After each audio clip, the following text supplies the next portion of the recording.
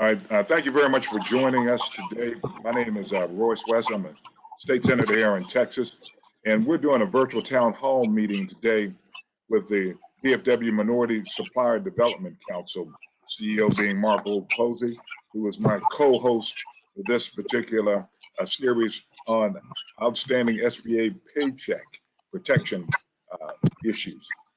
We're glad to be joined with members of the SBA.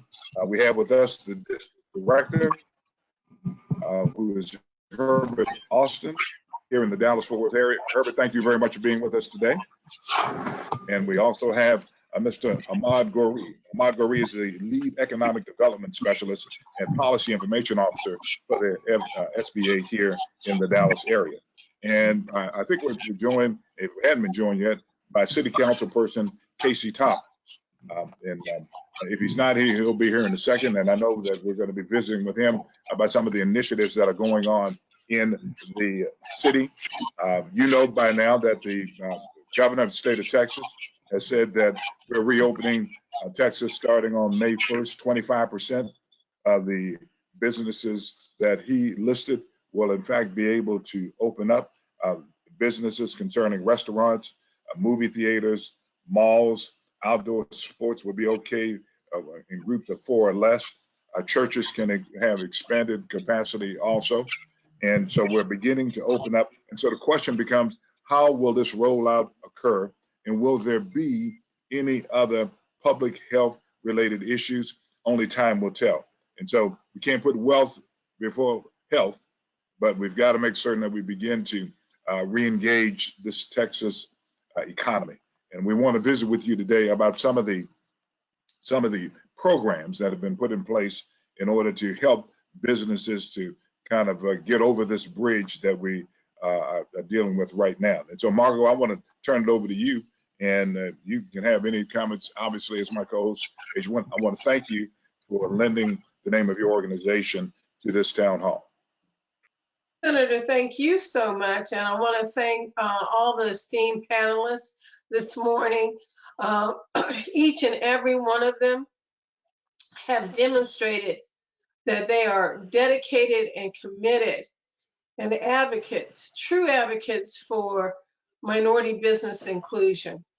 For those of you that don't know the council, I hope everyone on the call knows the council, but the Dallas-Fort Worth Minority Supplier Development Council is the most diverse organization in the region that is targeted and focused on minority business inclusion. We serve Asians, Blacks, Hispanics, and Native American Indians. We certify, we develop, we connect MBEs to opportunities and corporations and other businesses for the purpose of business, and we advocate on behalf of MBEs. I mentioned before that all of our esteemed guests are truly committed and have demonstrated that commitment, but I would be remiss if I just didn't talk just a few minutes about Senator Royce West. There's not anyone else in the state, and I want to say in the country, like Senator West when it comes to small business and advocating particularly and specifically for minority-owned businesses. And so I'm going to digress and give you a little fact here. About 13 years ago, the senator had a history of bringing out state agencies to conferences and meetings and trying to connect them with minority-owned businesses. And the state agencies would come. They were a little bit reluctant, but they were reluctant because the people that were coming that they were going to see were not certified hub businesses. And state agencies have to do business with hub certified businesses. So I went to the senator and I suggested, since we actually certify for the state of Texas and provide hub certification, that if he would consider joining the council's Access Business Expo. It's a business expo that we hold every year, have major corporations that come out certified minority-owned businesses. And I promised him that we would get a good audience for his spot bid fair. That first year, I want to say it's about 13 years ago now, Senator, went to you, and he got about 22 state agencies that were willing to participate. And the deal was they had to come to the expo, and we called it the Texas Spot Bid Fair, and they had to bring bid opportunities. And over the 2-day period, because we do it on a Monday and Tuesday, they'd have to let those bids be available, and MBEs or hub businesses could actually apply for the bid opportunities. That first year, the state agencies awarded $156,000 in bid opportunities in that 2-day span. Fast forward to 2019, and this is all because of the senator, because every year the senator sends out a letter to the state agencies. He asks them to participate, but most importantly, he asks them to bring bids, real bids, substantial bids, or sustainable bids that our minority-owned businesses can actually bid for and receive the award within the 48 hours of the Texas Spot Bid Expo. So I mentioned 156,000 that first year. 2019, the state agencies, we went from 23 to over 85, and those state agencies did $6 million in bid awards to minority-owned businesses. Now, not just minority-owned businesses participate, they actually did $10 million in awarded bids from the Texas Spot Bid Fair that is aligned and conjoined with Dallas-Fort Worth Minority Business Council's Access Business Expo. But $6 million, and that wouldn't happen without the senator, because the senator has come to the bid fair. If he's not on the floor, he's going to be at the spot bid fair. And those state agencies don't come with crappy bids, because he will put you on the spot. He will embarrass you and talk about you and call your boss as well.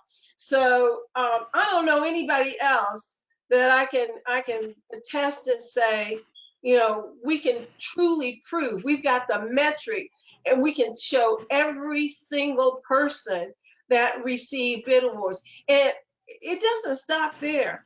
You know, the senator will call from time to time and say, well, what's going on?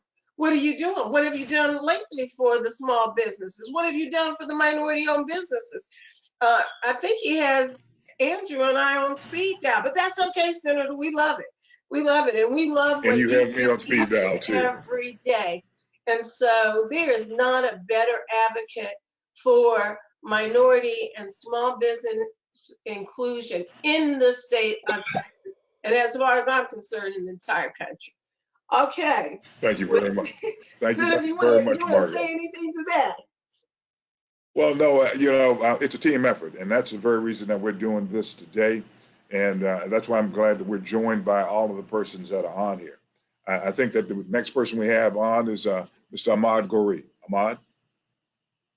Thank you, Senator, for this opportunity to provide some very valuable information to small businesses during this trying time that a lot of them are facing.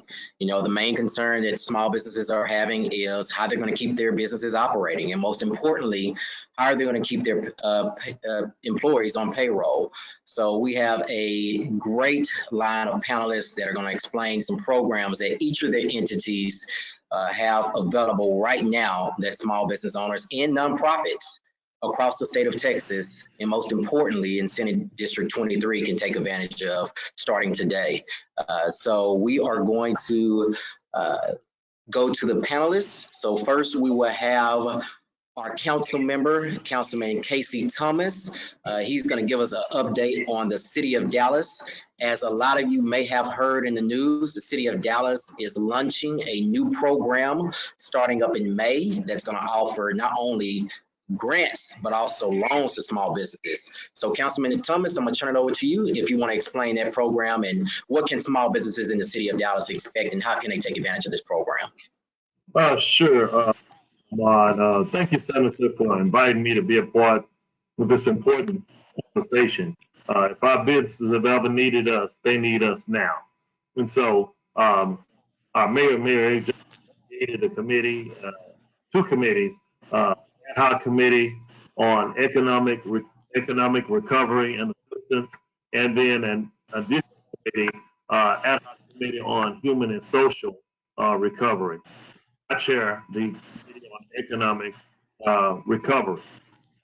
Within 4 weeks, we went to work and we created a program, programs. We call these the, excuse me, the putting our people first cities economic recovery package. One focused on providing assistance for rental for individuals who lost their jobs as a result of COVID-19. We're offering up to $1,500 a month for 3 months. The individuals can apply for the funds. The funds will not go to the individual. It will go to either the mortgage company, the utility company, or the bank. That program rolls out. The application is on the 4th, Monday, as a matter of fact. And the program is related specifically to small business is a small business continuity fund. That fund is $5 million. $5 million set aside to help small businesses in our community. The source of the $5 million is the funds that came from the CARES Act. It's the CDBG funds. So these funds go directly to businesses that low to moderate income and high low to moderate income individuals. Be looking about this program. $2.5 million have been set aside in grants. All businesses can apply up to $10,000 for the grants. We have set $0.25 million aside out of the $2.5 million, which is half of the funds for businesses that serve historically underrepresented communities. And so African American businesses will fall directly under that category. The key to this is this business must be in the city of Dallas. A lot of people, I've been on about 4 different Zooms and at town halls and webinars, and we want to make sure, because people ask, is it Dallas County? No, it's not Dallas County. We will motivate our colleagues in Soto, City Hill, Lancaster, etc. For them to set aside economic development dollars to help businesses that are in their cities. This is specifically for businesses in the city of Dallas. Then $2.5 million is set aside in loans. You can get up to $50,000 in a loan. That's the cap in this program. Excuse me, Casey. Yes. You're cutting in and out, and I don't know whether it's your microphone, but you're going in and out on us. All right. Any better? Yes. Much better. Much better? Okay, maybe I need to be closer. Okay, so if you need me to recap, I can. $5 million for small businesses in the city of Dallas. $2.5 million in grants, $2.5 million in loans. The cap in loans is up to $50,000. Now, this is the most important part. Here is a tentative timeline. The application will Monday, the application will go live. Applications from May the 4th through May the 11th. On May, we'll begin reviewing applications, and at this, we're looking at awarding and getting out the first checks on June 15th. We want to be a little bit more aggressive than that if possible, to speed up their timeline. But that's the program, the city of Dallas. In 4 weeks, we got that to full council and approved this past Wednesday. And this Monday, the application will be available. So that I can email you out one pager that will be with general facts that individuals can find out the ABCs or how and when about. And that way, if you want to send that out, post it on your website, you can do that. Also tonight, I'll be hosting a town hall meeting at 6, and we're going to have our Director of Economic Development, Courtney Poe. We're going to have the architect of this program, Dr. Eric Johnson, who is our Chief of Economic Development and Neighborhood Revitalization. He's also going to be on the call. He's the Director of our Office of Business Diversity. One of the things that I've been hearing consistently is we want to make sure that our businesses know how to complete all the paperwork. And so we have a couple of programs that have stepped up, a couple of organizations have stepped up. Ahmad talked about some earlier, but the Dallas Entrepreneur Center is also working with the city of Dallas to provide technical assistance to any of our small businesses that may need help completing the paperwork. And I have to say this, we are in lockstep with the business community. The chairman of the Dallas Citizens Council, Fred Ppa, and chairman of the Dallas Regional Chamber, John Elijah, two brothers. We have a weekly conference call where we're seeing how we can continue to work together and make sure that our business have everything that they need when this goes live and other funds to be able to have the technical support in order to complete the paperwork in order to successfully apply for these funds. Casey, thank you very much. And please make certain that you send that information to me so we can get it posted today, specifically the town hall meeting that you're having this evening. I want to make sure we post that, and to the extent that I can participate, I'll make sure that I also zoom in on it also. I've been zooming around the country and around the state lately, though, as you well know. Ahmad, do you want to continue out? Sure. Thank you, Senator. And thank you, Councilman Thomas. That was some very important information. So if you are a small business in the city of Dallas, you can take advantage starting Monday of $5 million grants and loans that are available. So $10,000 in grants and up to $50,000 in loans that are available to small businesses right in the city of Dallas. So Councilman Thomas is going to be providing additional information about those. So definitely take note of that.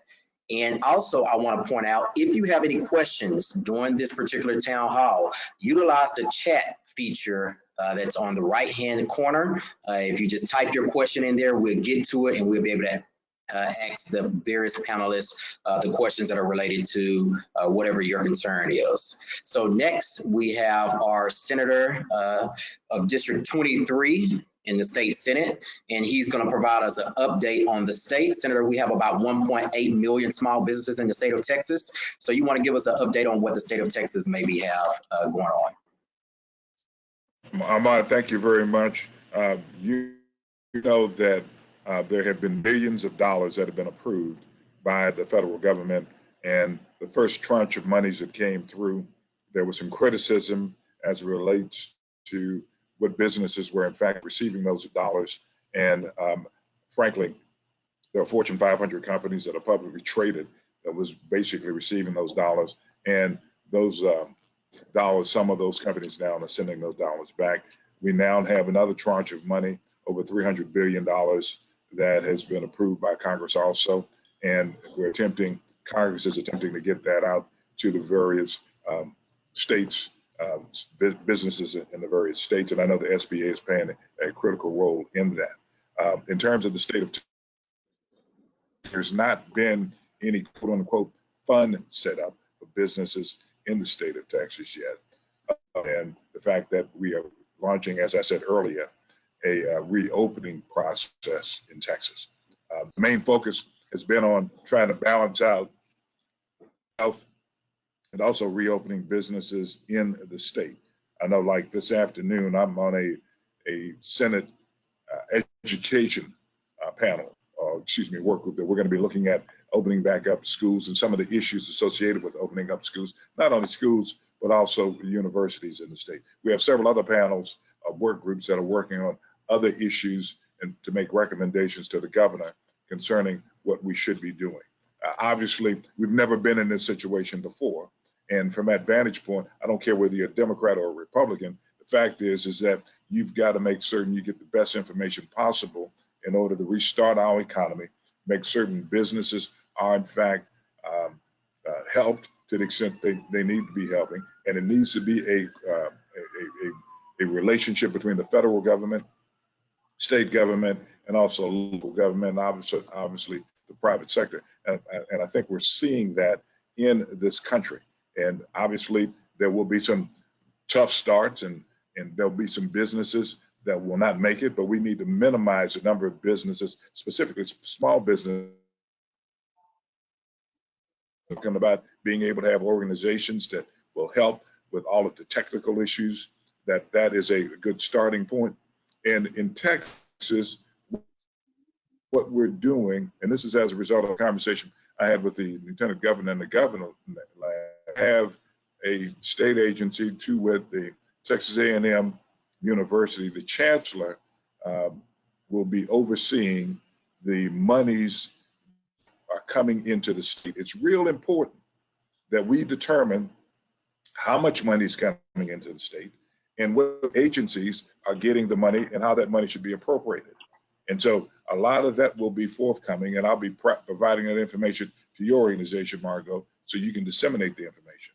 And that's just those billions of dollars, about $5 billion will be coming into the state of Texas. And I know the governor will have a discretionary fund. We've got to make certain that discretionary fund makes its way to small businesses and are in the 23rd Senate. I'll hold that and make certain now that we open it up to Mr. Herbert Austin. Ahmad, you want to introduce Mr. Austin? Sure. Thank you, Senator, and thank you for your leadership that you're providing your constituents and individuals all across the state of Texas. I know that small business owners are being affected, but their employees are being the most affected. And I know you've provided some webinars and some information on how those employees who are not working can take advantage of unemployment compensation. So we appreciate that work that you're doing there. The next panelist I'm going to bring up is Herbert Austin, who serves as the Dallas-Fort Worth District Director of the SBA, overseeing 72 counties right here in the state of Texas. And Mr. Austin, we understand that there's 2 programs available that small businesses can take advantage of, and that is the Economic Injury Disaster Loan Program, which has been in existence of SBA's agency for a while, and then a new program that just came about, a part of the CARES Act that was passed maybe about 3 weeks ago, which is the Paycheck Protection Program. So you want to give us an update on those particular programs and what small businesses can do to take advantage of those? Ahmad, thank you so much. Oh, there he is. Yeah, at a minimum, you can hear me. I don't know what happened. My screen just went blank for a while. So at least you won't be able to see me. You can only hear my voice. I hope my voice is clear enough, Ahmad. Yes, sir. We Ahmad, hear you can very hear well. me? Oh, good. Well, thank you so much again, Ahmad. And first of all, Honorable Senator, thank you so much. It's a pleasure to be on that call with you. It's truly an honor. And also with Margo, we've done that a couple of times before, Margo, and also to the councilman. Thank you so much for everyone on the call as well. Yes, Ahmad, as you put it, there are 2 programs available for small businesses. The first one being the Economic Injury Disaster Loan Program that I will touch on a little bit. Hopefully everybody on the call would have already applied because it's been open for over a month and a half. And as you know, since the lapse of appropriation last Thursday, we had to shut down the system, and it has not reopened. And there is no indication that it will be reopened given the number of applications the system is receiving. As you know, the economic injury is a government program, unlike the PPP, which I will get to discuss later, which is a bank-managed program. So under the economic injury, one can apply directly with the government for up to $2 million. As Ahmad put it, for-profit and not-for-profit organizations can also apply. And interest rate 3.75% for businesses, 2.75% for not-for-profit organizations, such as chambers of commerce. And again, 30 years to repay that debt. And there is there is a part that will be forgiven. So one goes on the application. If you were to check, I would like to be considered for an advance, there is a $10,000, up to $10,000 advance that will be forgiven at the end. So if someone has 10 employees or more, you get the full $10,000. Otherwise, it would be $1,000 per employee. A lot of application, over 6 million in the system. Again, those systems were not designed for that many applications coming in. The worst disaster we ever had in the past was Katrina 2005, and they didn't receive that many applications that they're receiving now. So that's why they had all kinds of issues at the outset, but everything is working well. I believe that they have surged a lot of people at the disaster office, happens to be in Dallas, Fort Worth, and I understand that each loan officer is doing at a minimum 55 approvals or 55 review of application a day. So it's phenomenal from that perspective. But as I said earlier, unfortunately, the system closed when we doing the lapse in appropriation and has not reopened. And so if somebody had not applied already, you may have to wait for it to reopen, and God knows when that will happen. But the program is working very well. A lot of people have already received their advance, which will be forgiven. It's very much like a grant piece. So much for the economic injury disaster loan. Under the PPP program, as you know, it was extremely successful earlier on. As the senator stated, a lot of loans were made to, so-called large businesses. And unfortunately, those businesses did meet the SBA requirements and criteria to be considered small by the government definition. So a lot of those businesses are returning money as they should, but I just want us to keep in mind that the program was extremely successful in that SBA did over 1.66 million loans for $350 billion. And a lot of those loans came to us in Texas. We were one of the last state to be declared a disaster. Yet we made more loans in Texas than any other in the United States. So we're actually number one in units, 134,000 loans were made, and for about $28.4 billion, we were second in dollars besides California, who was one of the first to be declared a disaster area. So the first one wasn't so bad. As you hear the big businesses getting $10 million, what we tend to forget is that 74% of the loans were less than $150,000. The average loan size was just about $270,000. So we also have to assume, given these numbers, that given this data, that a lot of small businesses did get loans as well. Now we had a lapse in appropriation after 13 days of making these loans, unusual, $350 billion in 13 days. We normally do $30 billion in a year. So it would take us about 14 years to do that volume, which we were able to make in 13 days and a half. Now we got funded again, $310 billion, for the second tranche. And again, the program started yesterday at 9:30 a.m. Central Time. First 2 hours, we had already approved 100,000 loans. Then something happened to the system. Again, as you would expect, a system that was built to accept 60,000 applications a year find itself having to deal with 100,000 the first 2-3 hours. So there was some issues yesterday, but the program we think is going to be working well. A couple of things that the agency did, a couple of changes to make sure that small business participate a lot more than before. One is they are limiting the number of loans, dollar of loans that the larger banks can make.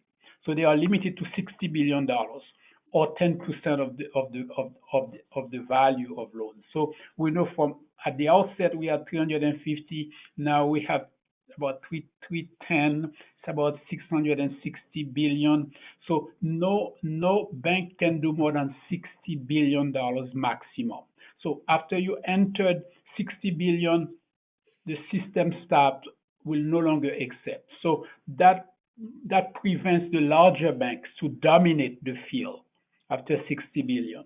Another interesting that happened, also money was given, about $60 billion was given to CDFIs, to microlenders, to community banks, to credit unions, with the expectation that these organizations will make smaller loans to the minority groups who have been denied loans, at the outset.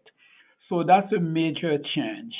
And the other major change is no bank can really dominate the field in that they are pacing it. So if you enter too many loans at one time, say Bank of America or Chase, you will be stopped. You will be told to let other banks enter into the system to enter loans. So there is a little bit more control than in the past. So we expect good results. People expected maybe after 72 hours to 4 days maximum, all that 310 will be allocated, appropriated to small businesses. We also know that there are 30 million small businesses in the U.S. A great majority must have been affected. So the question is, what will happen after this one? So we do expect something else to happen. So small businesses are still able to apply and get the money that they need to keep their employees and keep the economy going. So Ahmad, unless you think something else should be discussed. For providing the update on the two programs, the Economic Injury Disaster Loan Program and the Paycheck Protection Program. As Mr. Austin stated, to those that are on the call, these programs are open to small businesses and nonprofits.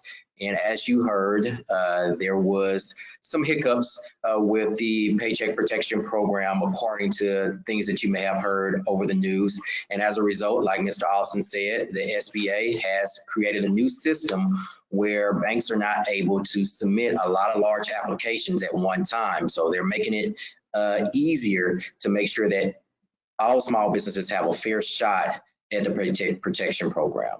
So that's really good information.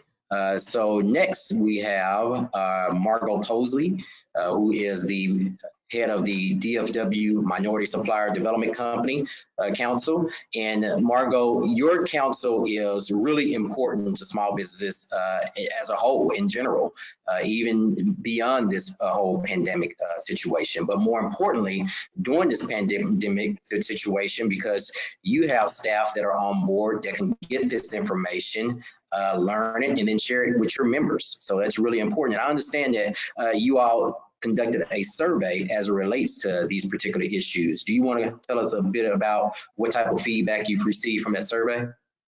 Thank you so much, Ahmad. Yes, when the funds ran out on the 15th, it was devastating to many of our certified minority-owned businesses that were anticipating and expecting and depending on some funding to help get them through. We knew that Congress was going to move quickly to try to get more funding, but we felt that it was important that we give our congressional folks real information on the impact of the PPP and EIDL. So on Monday, over the weekend, we put together a survey, and on Monday, April 21st, we distributed the survey to 996 of our certified diverse minority business owners. We asked them to turn the survey around within 48 hours because, again, we were trying to get some of this information to our congressional leadership on why it was so important that this additional funding be approved and go through. We received results on Wednesday, the 22nd or 23rd, I don't know. We sent it out on Monday. We got the results back on Wednesday. We did the analytics. We had 27.5% response rate on the survey, which meant we had 273 responses to the 996 surveys that we sent out. And I'd just like to share the executive summary. Only 41% of those respondents applied for both the EIDL and the PPP. We had 13% that didn't apply for either or just had not submitted their paperwork. 43% say they were approved by PPP. Only 23% said that the PPP funding received was what they requested. 62% requested loans under 200,000. 45% of the PPP applications were made with small banks, and 56% of those approved were with small banks. 89% did not receive an EIDL advance. 45% say funds will not be enough to stay afloat for 3 to 6 months, and 48% say they will be able to survive 4 months to a year, with 16% indefinitely. However, 36% said that they would last less than 3 months. That's the executive summary. We will send out the full summary to all of the participants on the call this morning. Why the information is important and why we continue to try to get this information is we have to be able to equip the senator, Councilman Thomas, all of those people that are advocates for us with real information, with real numbers, with real metrics, so they can do our bidding. And it's not just, I felt like, or this was emotional, or I think. We have real facts, and we're going to need those because I believe that we're going to have to ask for more stimulus money. We're going to have to ask for more funding. And so it is important to have metrics so we can help our representatives help us. So again, we will send this out to to everyone on the call. We've sent it to Texas congressional leadership. We've sent it to the leadership, the majority leader, the minority leader, the Speaker of the House. We've just sent it out to a lot of folks. We also have a letter that MBEs, just a foundation level. We're not telling you what to say, but we have a letter that we'd be more than happy to share with you, so you can share that with your representatives. Our representatives need to hear from you. They need to hear your voice because they're trying to do your bidding, and that becomes so key and important. I'm going to leave on the survey, but before I end, I do want to share with you that I'm really excited because the Senator Royce West, has agreed to do a business series with the council, where he's going to be able to share more of this kind of information, and information that you really need in these uncertain times. And to Councilman Thomas, I really have to thank you for your leadership, for you pushing this through. You know, the city of Dallas is, like many cities, is painfully hurting because of budget and budget issues. And he didn't tell you all the money that they've got to try to make up for and send and to fix all the things that we need to fix in the city of Dallas. And yet he certainly pushed this small business fund ahead. And that is critically critically important. And so we really, truly appreciate your leadership, Councilman Thomas. And if you didn't hear what he said, get your application in quickly. I mean, start working on it now. I hope to have a copy of the information that you're going to need to fill out. But if that application comes out on Monday, you all need to have it filled out by Monday afternoon. Would you agree with me, Councilman? 110%. Okay, so no more tips from me, but we have a myriad of tips on our website for COVID-19 and COVID resources. Our website is www.dfwmsdc.com, and we'll send you a link to that as well after today's webinar. Thank you. Thank you, Ms. Posey. Oh, go ahead, Senator. Ahmad, let me say this, Margo. What date do we normally have doing business Texas style? I'm so glad that you asked that.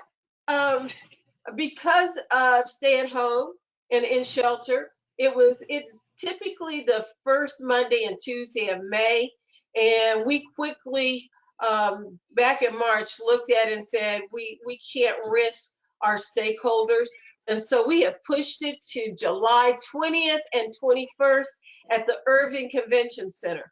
And we'll also send out information as well on that. And we look forward to seeing you there, Senator, because you always cut that ribbon and get people pumped up. Well, I look forward to doing it with you also. I would like to visit with you, though, to see whether or not it can be a virtual doing business. We are looking at that right now. We are looking at it right now.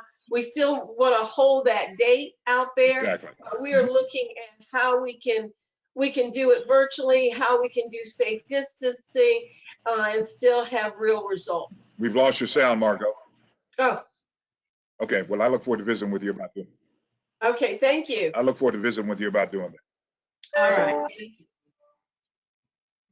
Great. Thank you, Margo, for providing us that very important information about the feedback from your survey. You know, that is the type of information that allow our policymakers, legislators, to come up with policy that benefits those individuals that it's affected, and not our policyholders, but also our government agencies when they're carrying out these programs. So we'll know how to best get them the information needed so they can thrive with their businesses. So thank you, Margo, for providing that.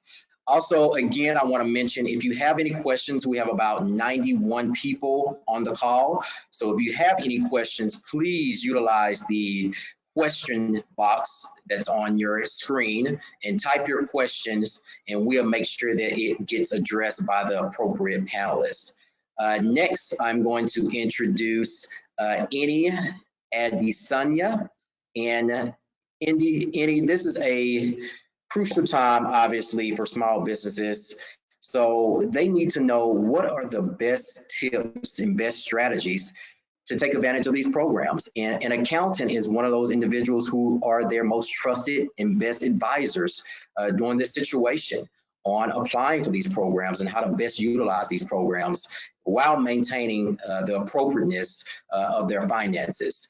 So can you provide us an update on a CPA perspective on what small businesses should be considering during this particular time? Thank you, Ahmad. Thank you, Honorable Senator, Councilman Casey, and everybody here. I will just talk a little bit about the PPP loan. I actually have a presentation here. If you could go to the next page.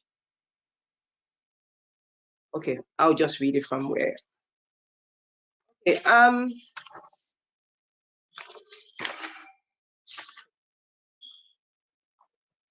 so the PPP loan is actually designed to actually keep businesses afloat, and is actually forgivable if certain conditions are met. Now, the terms and conditions of this PPP loan. The interest rate right now is at 1%, and the length of the loan is 2 years. The repayment for that loan is after it has a 6-month grace period, but interest continues to accrue within the period. of the loan of the 6 months. Now, it's very important for everybody to realize that to forgive that loan, the PPP loan, you have to follow certain requirements. The requirements include paying salaries and benefits, certain benefits. Now, who can apply? I'm very happy that the SBA actually defined the small businesses, but please know that even if you're self-employed, you can apply for this loan. You must be in operation as at February 15, 2020. So if you didn't have a business before February 15, 2020, you cannot apply for the PPP. All right. Now, you must have an ITIN, an EIN, or an SSN. You must have one of those items. Now, most lenders will start by asking you to fill out an application. The application sometimes in paper form, but a lot of lenders now ask you to fill out the form online. So it's very important for you to ask what works for your lender.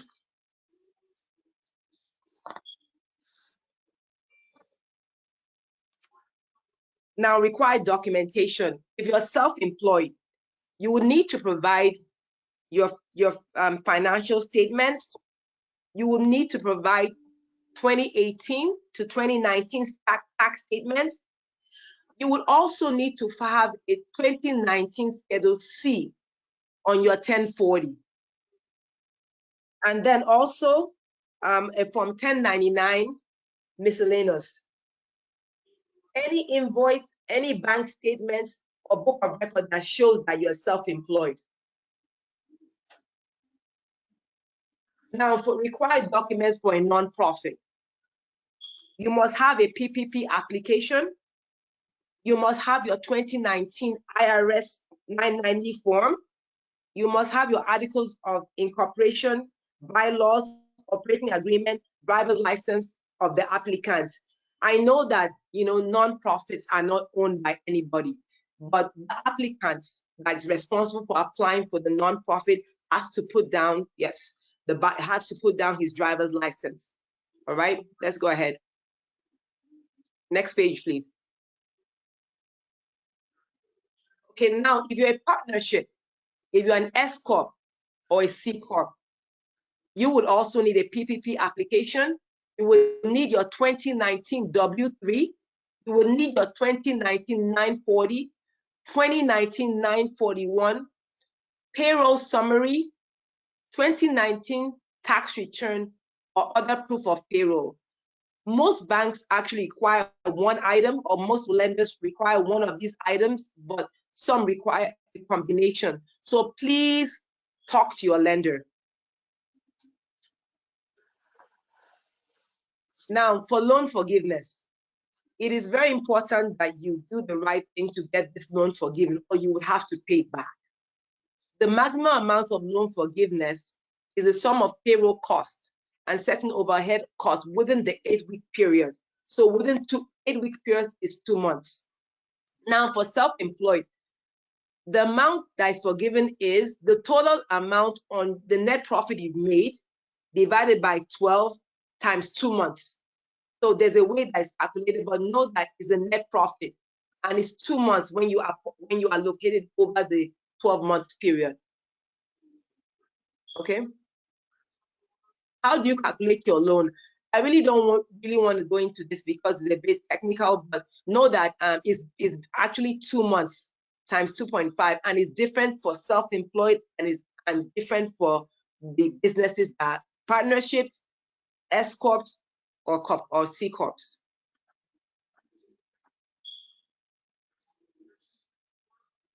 How then? Of course, we've talked a lot about EIDL, and this is actually taken into account when the loan is calculated. But if you get a grant, just like Mr. Herb talked about it, if you get a grant, the total amount of the grant is forgiven. So this is not taken into account when you're applying for the PPP.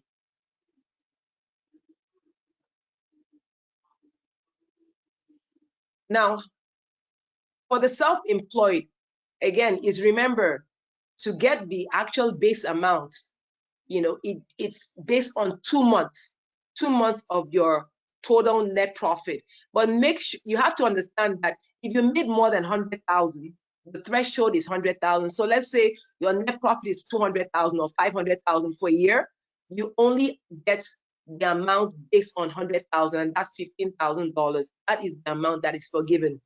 Now, people ask, what about if they're in a partnership? Now, for partnership, partners are not supposed to take salaries. I hope everybody knows that. If you're a partner in a partnership, you're not supposed to take salaries. So to calculate the amount that is forgiven as the base amount, you would take that the salary self-employed income, which is the K1, capped at 100,000 a partner as part of the payroll cost. Make sure you understand that. You have to understand that it's for only general active partners. I believe that would mean that it's only those partners that are not actually taking part in the partnership, are actively involved in operating the partnership. It's not those that are limited partners which are sitting on the sidelines, but these are those that are actually involved in the partnership.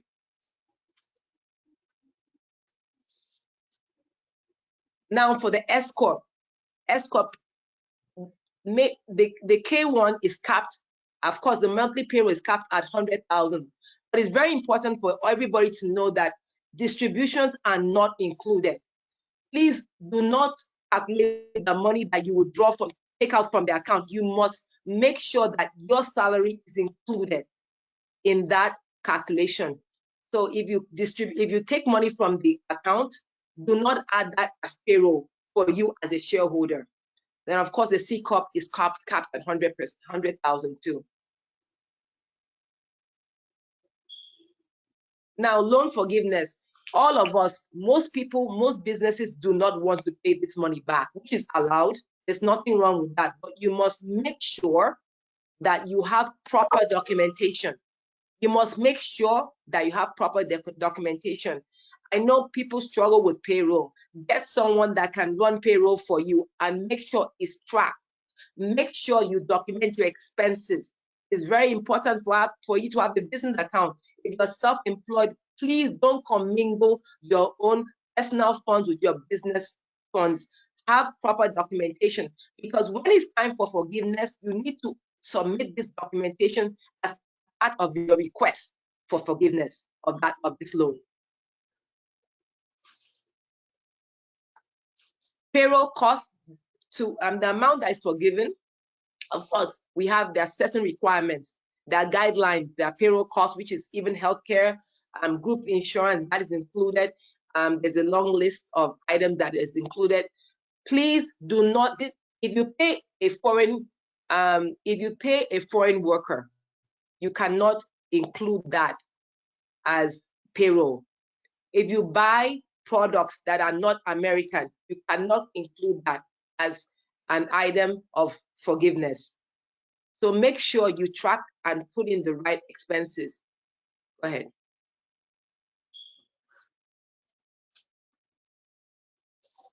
Okay, now, again, we all know that loan for the PPP is meant for you to retain. It's meant for you to retain employees. So the loan forgiveness will be reduced if you decrease your full-time employees, right? So if you get the loan and you tell your employees to, you give them, ask them to go, or you fire them, your loan forgiveness will be reduced. Of course, if you decrease your salaries more than 25%, let's say you have let's say 100 employees, and you decrease it in maybe reduce number of employees by 26, 27, is going to decrease your amount of forgiveness. Now, if you happen to have already fired your employees because of what's happened, and you actually get the loan, the PPP loan, you have up to June 30th to bring back those employees. So these points are very important when you're actually considering getting the loan forgiven. Go ahead. Other highlights. I know some people will say, okay, you know what? I can't pay payroll taxes now. This is so much on me. Well, there's something that the government has given. I believe it's section is it 2302? I believe so, where you can actually defer your employer portion of Social Security taxes, right? That is paid between March 27, 2020 to December 31st, 2020. Now that amount can be deferred up to 2022. So 50% paid December 31st, 2021, and the other 50% December 31st, 2022. All right. Now, it is very important to note that if the loan is, at the time the loan is not forgiven, right? Very important to know that this, you can take advantage of this section. But once the loan is forgiven, you have to pay your payroll taxes. All right. You have to pay your payroll taxes if that loan is forgiven. At the point that is not forgiven, you can defer your 6.2% of your Social Security taxes due from the employer part. You can defer that, you know, for 24 months. If you are forgiven the loan, you cannot defer after forgiveness. All right, go ahead. Now, this is very important. The loan forgiveness is not automatic. It's not like, okay, yes, I got the PPP. I'm saying yes. I mean, I'm not paying the loan back because I have all the documentation. You must apply to your lender with appropriate documents. You must apply, show them that you actually use the funds for what is required, you know, and then the lender has 60 days to make a decision. Okay. Now, note that if you are not forgiven the loan, let's say you didn't apply the loan correctly, you're going to be charged interest if you don't pay within 2 years. And it can be as much as 45% of the loan. So you have to be very careful. I mean, it's very important that you don't take this loan and end up not paying back, because it's really 45% is very high. Very important for you to follow the guidelines. Okay. And then next step, what do you do next with all this information? Yes, it's a lot of information. Please contact your accountant, contact your CPA. It's very important you have an accountant working for you or working with you. The reason I'm saying this is that there's so many moving parts in this loan. And if you do not follow the requirement exactly as it says, as it's written, you have issues and you have problems.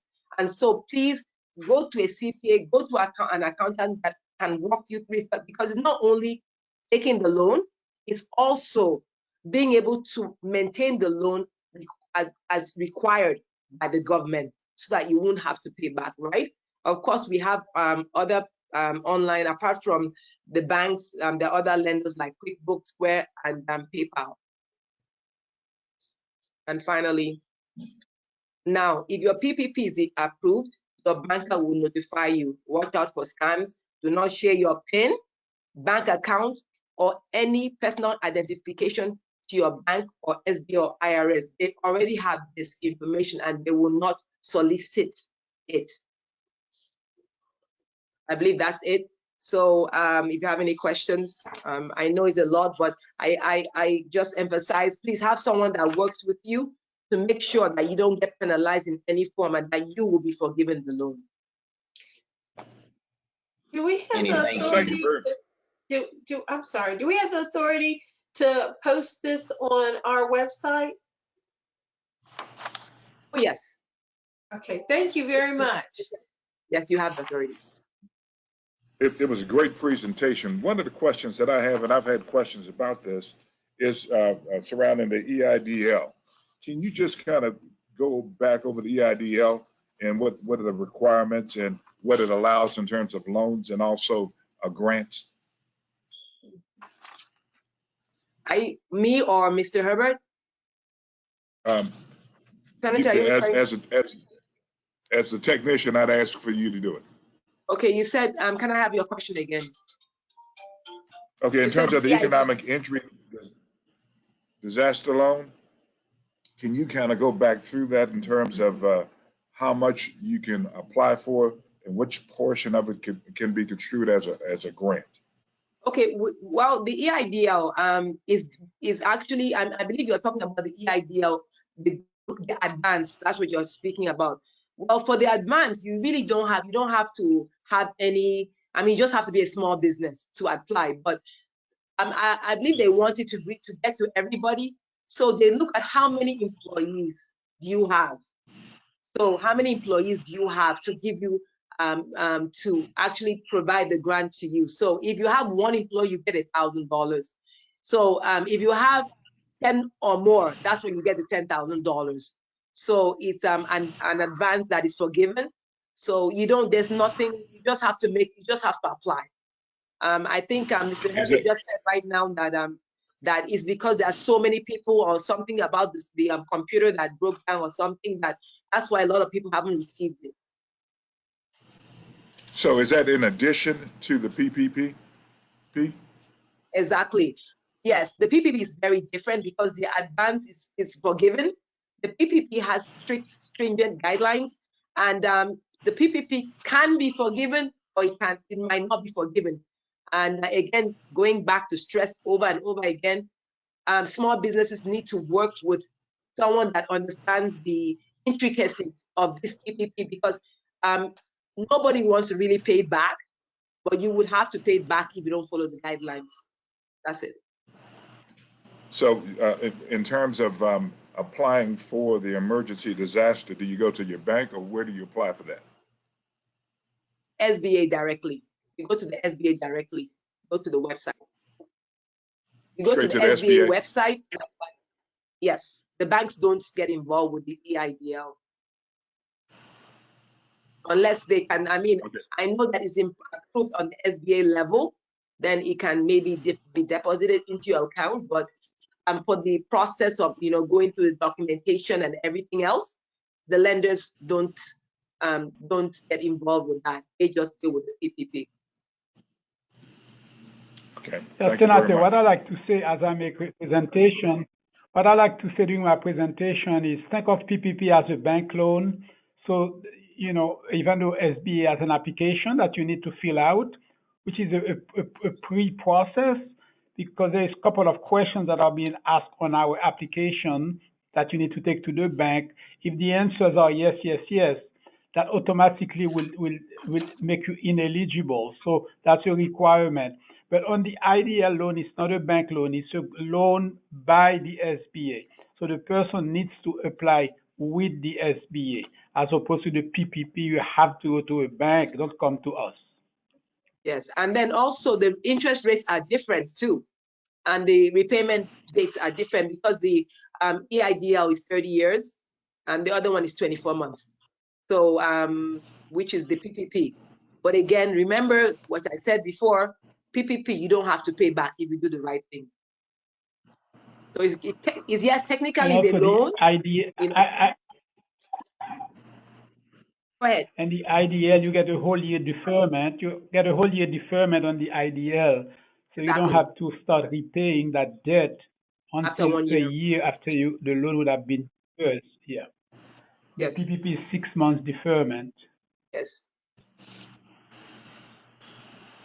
And another thing we haven't mentioned, unless if somebody on the line got an SBA loan, what the SBA is doing, the SBA is paying all interest, all principal, all charges on any loan, SBA loan for the next 6 months. So as long as the loan is current. So if one of you in the audience are listening to this today, if you have an SBA loan, SBA will pay all interest and principal and charges for the next 6 months. Yes, but the 6 months still accrues. Eventually you would have to start paying from after 6 months because the interest rates, the interest, of course. Yes, the interest will accrue for you. So when you start paying, it will be allocated after the 6 months to your balance. But remember, you might not have to pay back. I still want to emphasize that to all the people listening. You might not have to pay back if you follow what is the requirements. The PPP, the goal, the difference between the PPP and the EIDL, mainly apart from the 6 months and the 1 year, and apart from also the interest rates are different, The PPP is a forgivable loan. EIDL is not. It's a forgivable loan if you follow the right requirements. So it's up to the business owner. Wait a minute, hold up. Did you say now the emergency disaster is a forgivable loan or it's not a forgivable loan? It's not. The PPP is a forgivable loan if you follow the right process. Okay, you have to repay the emergency loan. Yes, Okay. you do.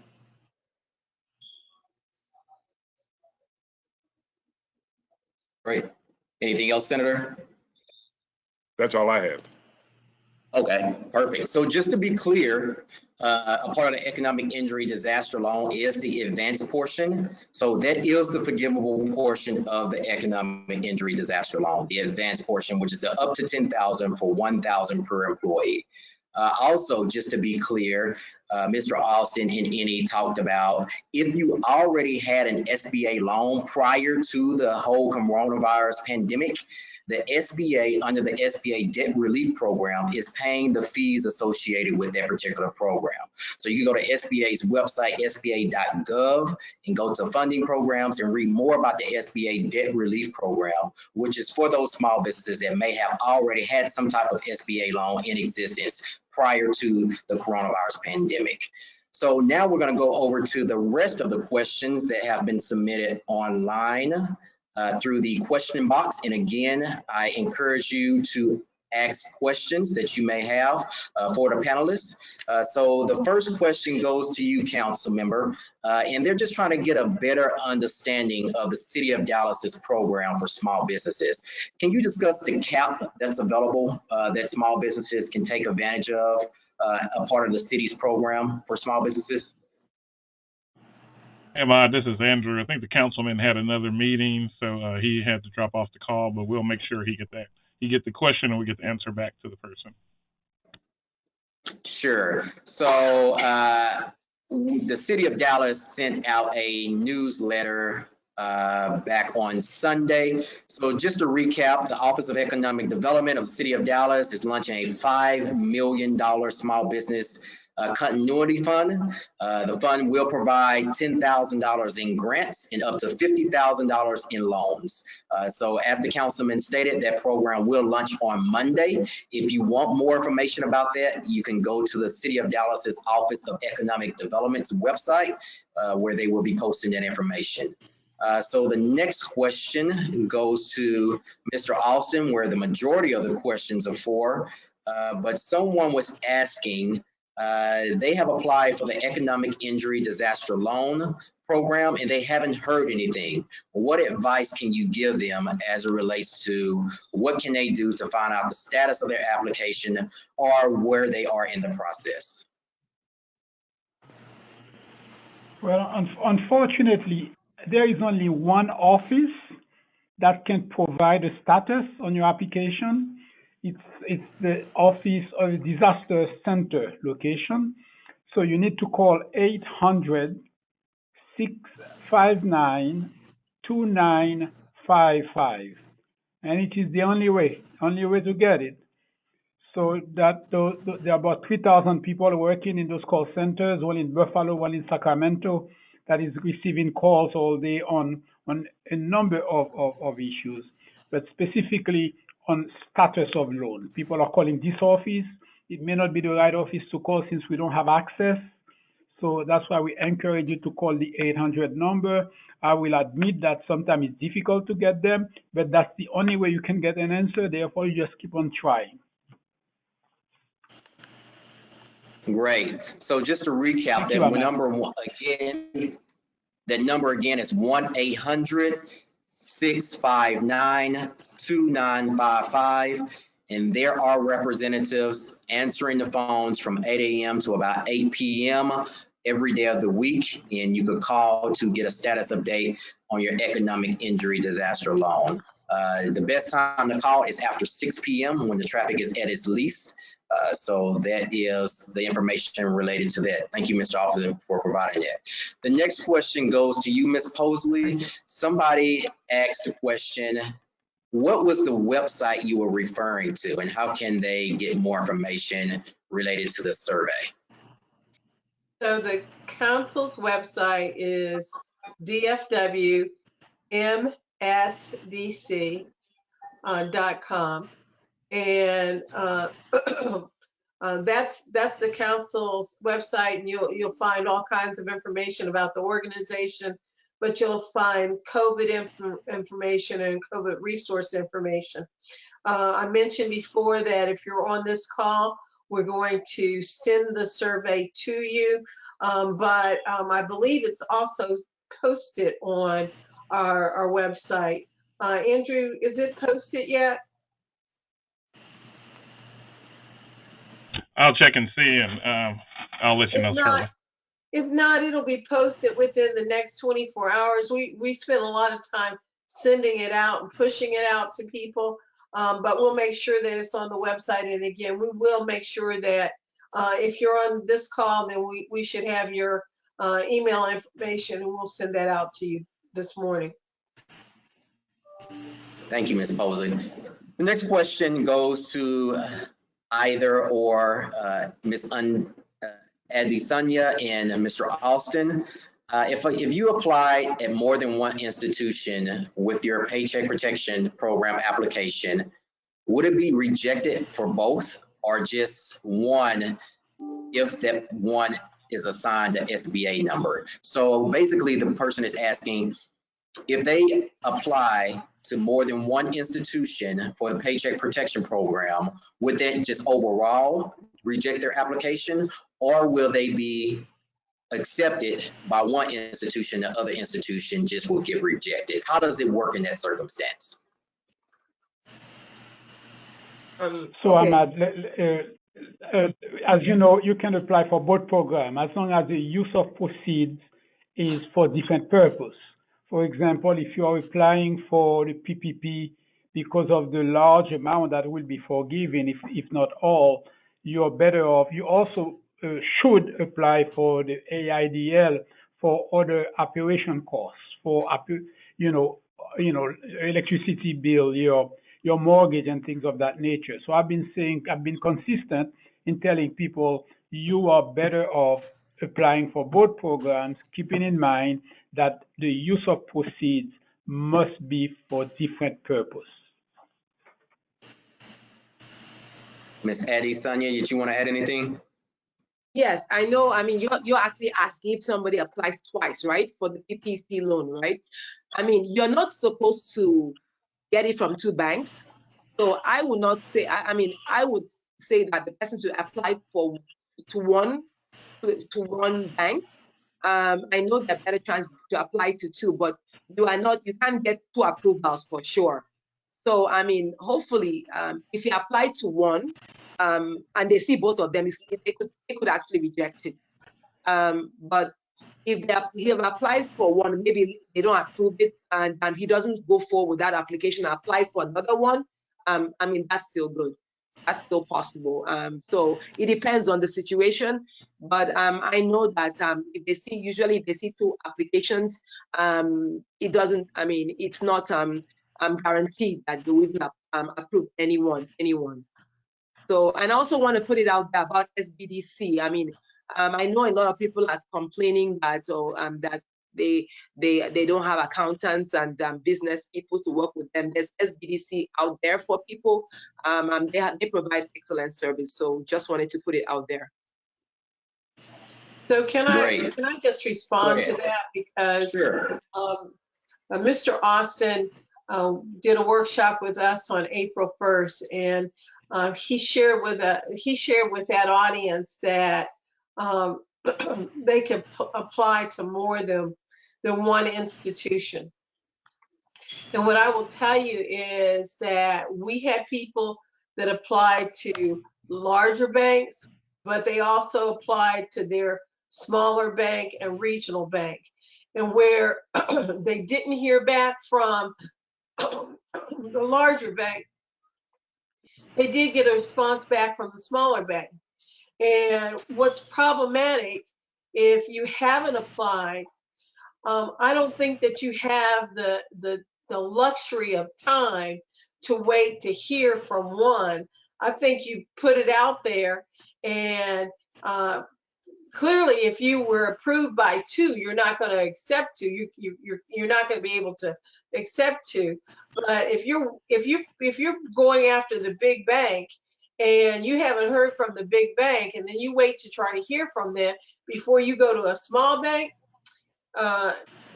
we might be in the same situation that we were in early April. So I hope I'm not giving wrong information, but I have stakeholders, I have constituents that applied to more than one bank with hoping that they would be approved by one. And I don't know anyone that got approved. Of the people that applied to more than one bank, I haven't heard of anyone that actually got approved by 2. But I think that just increases your chances or opportunities if you push it out there. I know that some banks So Margo, write let it me as add. Okay, I wanted to add that some banks actually write it as disclaimer that you must make sure. Some banks, I know some big banks that actually write there that you will not actually obtain another PPP from another bank. So you have to sign. It's one of the things that is listed. That's why I said some lenders are different. So I think it just depends on the lender. Go ahead, Mr. Herbert. Go ahead, sir. So let me add this. Of course, it even happens with SBA regular loan program. We always, the problem that the small business at Margo, as you know, is to identify a bank to begin with. So it's conceivable that small businesses that we know of couldn't even find a bank at the beginning, and they were lucky to find 2 banks. SBA will never approve 2 loans with the same EIN number. So from that perspective, there is protection. So there is only one loan that can be approved, because once the second comes in the system, it will be automatically denied because it's the same EIN number approval. But it is very smart, I think, that you, as Margo put it, to apply with 2 banks to the extent that it's possible. Because the reality is, if the smaller banks present their application to SBA first, well, the system stays there. You got an approved loan, and when the other bank present, or you call the bank to cancel, or if they present theirs, it will be denied anyway. So to me, it's a smart move to do that. Yeah. Okay, that's good. I thought there was a control in place. That's fine. Okay. And we did advocate that people should go to the bank, their local bank, that they needed to go to banks where they had a relationship with, because people do business with people that they know, that they like, that they trust, and maybe they'll try to push that through for you. And we also have a list of the SBA banks in this region that have been active with Mr. Austin and his team. So that is also on our website under COVID resources. Margo, let me say this. Go ahead, Senator. Go ahead, Andrew. Go ahead. Mr. Austin, since we're here, I just wanted to add a question. What is the normal turnaround time for the emergency loan? The emergency loan, unfortunately, there is no time around time. Oh my God, it was terrible. But I'm saying, but that's the reality. People who have applied long before, the program came out, they had to reapply because something happened in the system, as you know. So if you were to call, the problem with and if you were to compare both programs, Andrew, one of them is administered by banks. 5,000 banks made loans the first time around. Yesterday, 4,000 banks participated in 100,000 loans the first hour and a half.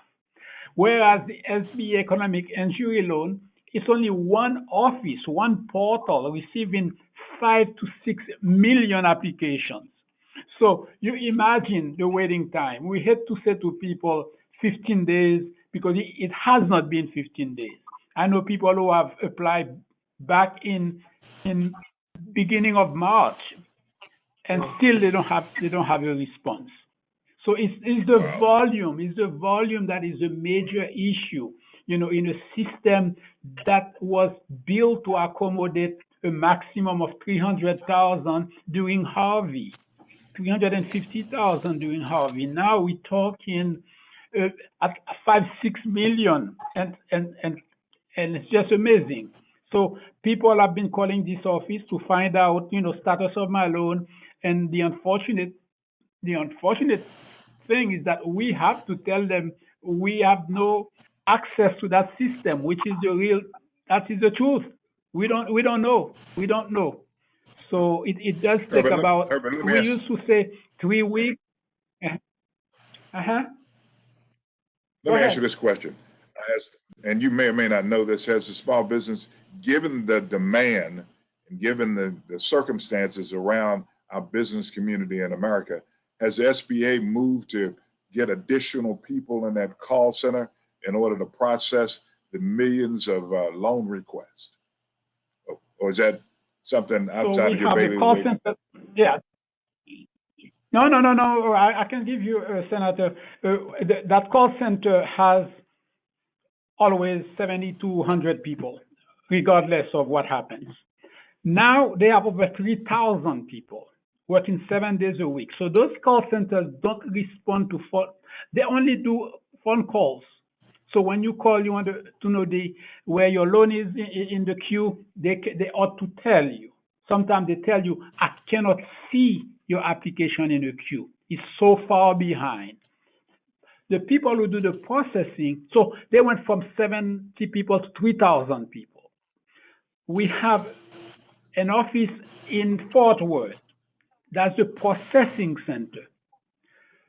They normally keep 500 people on site, and now they're up to 2,500 and still looking for more people to apply. And these people, each and every one of them, are processing about 55 loans an hour, each of them. And so there is movement, except that it's very slow compared to what 5,000 banks can do. So 5,000 banks is $1.6 million last time. Yeah, we have 5 million, to worry about, and that's the problem. Well, let's try to get at least one more question in before we have to begin wrapping it up, Ahmad. Sure. Thank you, Senator, and thank you all for that great information. So the last question we are going to submit, does the PPP loan Paycheck Protection Program include companies that hire 1099 workers that are paid weekly? Now, remember, those that have 1099 are actually going to apply by themselves, remember? Because they are self-employed. So that you cannot, it will be duplication, right? Because the people that are actually on 1099s are applying separately. So you as a business cannot use them to apply for yourself. Does that make sense? Because they are already on the 1099s, employees are actually going at 1099 and with that Schedule C and applying for the loans individually. So it's going to be, one thing we don't do in tax, and we can't do double. It can't be double, right? It can be on two sides of the coin. Does that make if they include that, if they include the 1099, if they include the 1099, that would mean they will get the 1099, they will get a loan for their own 1099, and the 1099 individually will also get their own loan. Is that confusing? It makes all the sense in the world to me. No, that's you said it. You said it. Under the PPP, the rules are very clear. Under the PPP, the 1099 cannot count on the calculations of employees. So if you make a mistake, you say to your bank, you have 10 employees and 5 of them happen to be 1099, and you think after 8 weeks, when you ask for the forgiveness, you're going to be forgiven for that amount. You will pay the consequences, because you cannot include 1099 in the calculations, and 1099 can apply on their own, as you put it. So you cannot, they can take, you can't take two sides, you can't duplicate.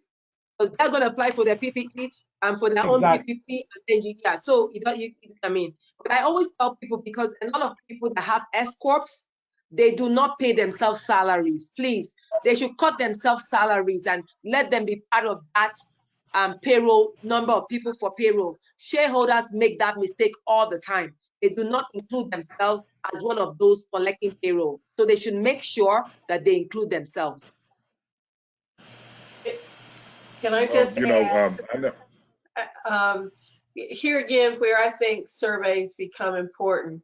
One of the recommendations that we pushed that came out of the survey and we sent out to our legislative folks was the fact that 1099s were not included, and the recommendation was if there was another funding package that possibly they could be included, and there was some stipulations around that. Again, I'll send you the survey, and you can see what the recommendations were that came out of that survey as it related to 1099s, because many of our small businesses do use 1099s, and so it would be helpful, or it could be helpful. So again, we'll send that information out, and you can take a look at it.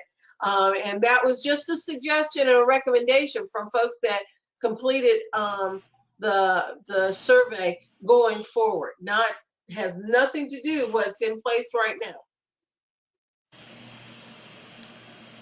Wow, it's been a great discussion, and there's probably still other questions, Ahmad, that are out there, but time is getting short. We have about 3 minutes. Can we take at least one more question, Ahmad? Sure, absolutely. Someone asked, which I think is a really good question, how can they get information on the changing of the various programs?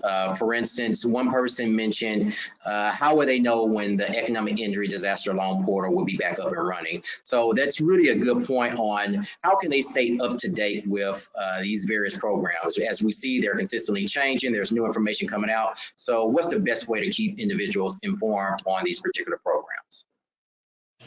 Now, mind you guys, we have two recommendations. Recommendation number one is you want to share my number as well as yours, so people can reach out to us directly, and our email address as well. And secondly, if you go to the SBA.gov site or the Treasury.gov site, you get the real-time updated information every single day. So you get the interim final rule that changes all the time. You already have 4 or 5 of them out, still working on another. You have the most asked questions in the Treasury site, where you know exactly what's going on. So I would recommend that the Treasury.gov, SBA.gov/disaster, or our own email address, Ahmad, and telephone, so they can call us directly if they want information.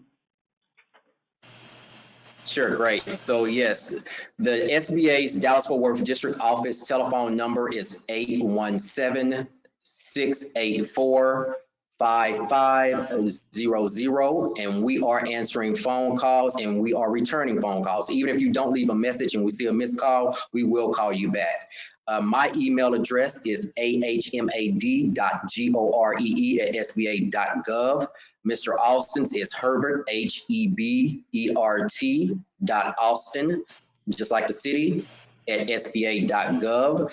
And also follow our local SBA Twitter account at SBA DFW. We're also posting live updates on that account as well. And Senator, I'm gonna turn it back over to you. I just want to say in this next 30 seconds, be on a lookout for additional series with Margo's organization. And I want, hopefully this answers some of your questions. You found it useful, and that we can continue this conversation. I want to thank all of the guests here. Herbert, thank you. Margo, thank you. Ahmad, thank you. Casey Thomas, thank you. Andrew, thank you very much for being in the background. And so with that, I want to say good afternoon to each and every one of you. And make sure you take care of yourself. We're still not out of this COVID-19 issue yet. So I look forward to visiting with you very soon. Thank you very much.